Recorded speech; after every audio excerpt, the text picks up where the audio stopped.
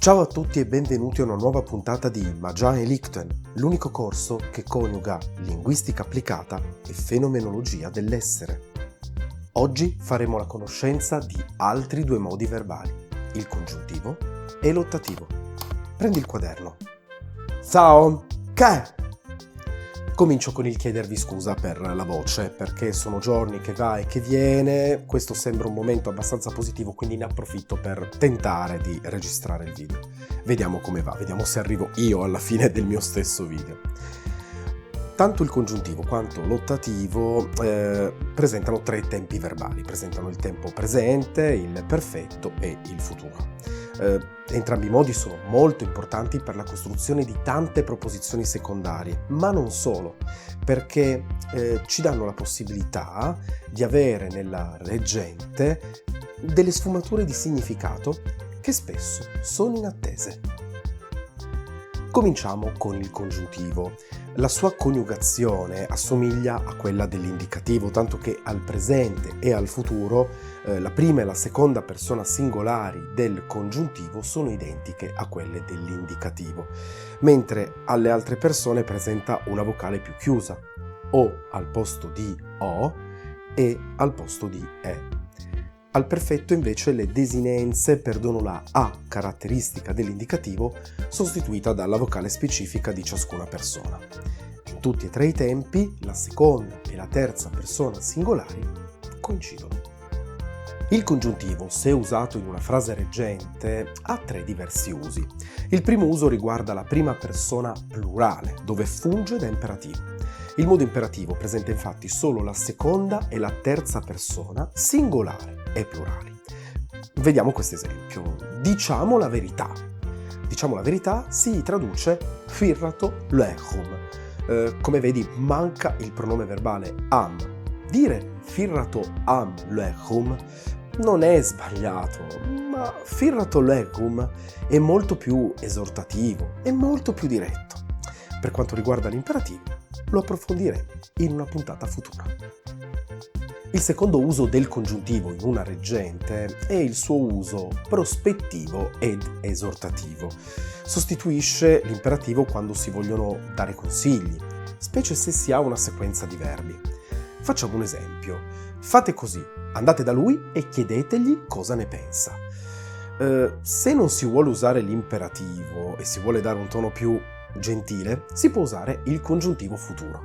Tam priset, tes venet, che to io caleet, justo anoeio.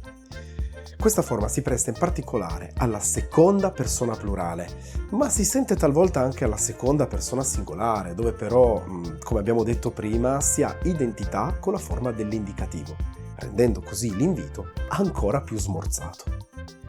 Il terzo uso del congiuntivo in una reggente è il suo uso dubitativo, specie in una domanda.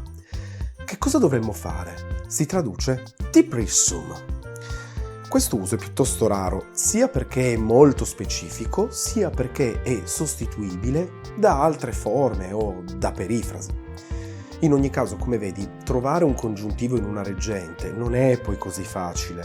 Non è facile neppure trovare il congiuntivo del verbo essere. Vediamo però come si coniuga. Persona per persona dirò in sequenza il presente, il futuro e il perfetto. Andiamo. Amo, amsaru, amoegno. Asue, assarue, asuegna. Aue, assarue, aoegna. Amom, amsarum, amoegno. Asuet, assaret, asuegnet. Aossa, assarussa, aoegnusa. Passiamo al modo ottativo. Che cos'è l'ottativo? Beh, per il monellico si tratta di una delle eredità del greco antico. È il modo del desiderio, è il modo della possibilità e si trova in molte lingue indoeuropee antiche come il greco appunto o il sanscrito. Tra le poche lingue che lo conservano ancora oggi ci sono l'albanese, dove esprime un desiderio o un augurio, e il friulano, lingua nella quale può esprimere anche una possibilità. Il monellico è caratterizzato sia dal fatto di avere le desinenze delle persone singolari tutte uguali, rendendo necessario il pronome verbale, sia dalle desinenze con il dittongo ao. Il congiuntivo futuro, come quasi tutti i futuri del monellico, porta l'accento sull'ultima sillaba. Come ricorderai dalla puntata dedicata alla fonologia della lingua, ao tonico in fine di parola si legge con la vocale nasalizzata an. Questo suono è proprio caratteristico dell'ottativo futuro.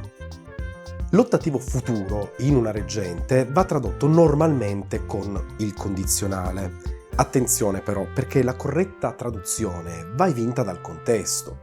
Per esempio, io san bofin può voler dire tanto io lo aiuterei quanto io lo avrei aiutato. Che l'azione si sia già svolta, si stia svolgendo o si svolgerà, il risultato non cambia. Si usa sempre e solo l'ottativo futuro. L'ottativo presente e l'ottativo perfetto possono invece esprimere, se introdotti da ejar o dall'imperativo esh, eshin significa sperare, un desiderio realizzabile. Vediamo questi esempi. Speriamo lo aiutino, si traduce con l'ottativo presente, eshos búthot o ejar jos búthot. Speriamo lo abbiano aiutato, si traduce invece con l'ottativo perfetto, echos pepticaut o ejar jos pepticaut. Come dici? Si tratta forse di un verbo irregolare? Esatto, búthin è un verbo irregolare. Ti faccio notare qualcos'altro. Il verbo búthin, aiutare, è un verbo intransitivo. Vedi questo pronome, jos? È un genitivo. In monellico non si dice aiutare qualcuno, bensì aiutare di qualcuno. Sempre l'ottativo presente e l'ottativo perfetto, se introdotti da u, possono esprimere ammirazione o sorpresa. Ma che bel bambino! Si dice oain pueio cao. Il verbo qui è in, che è l'ottativo del verbo essere. E allora approfittiamone e vediamo la coniugazione dell'ottativo del verbo essere. Come prima, leggerò persona per persona, prima il presente, poi il futuro e infine il perfetto. Amin, amsarin, amoegnin. Asin, assarin, asegnin. Ain, asarin, aoegnin. Aminnem, amsarinnem, amoegninem. Asinnet, assarinnet, asegninet. Ain, assarin, aoegnin. L'ultimo uso dell'ottativo in una reggente è quando introdotto da an ha valore potenziale. Potrebbe aver bisogno d'aiuto. Si dice amuthimen ajadeo. Questo è un ottativo presente. Se si vuole indicare che potrebbe aver bisogno d'aiuto nel futuro, invece, è opportuno scegliere l'ottativo futuro. Amuthimen ajadeo. Anche per oggi è tutto. In questo video, con poca voce, ti ho dato tante informazioni, ma sono sicuro che tu le abbia già acquisite tutte. Io ho fiducia in te e nelle tue possibilità. Ho fiducia nel tuo ottativo. E fais ce que tu veux. Stanco delle solite lingue? Ma già in Lichten!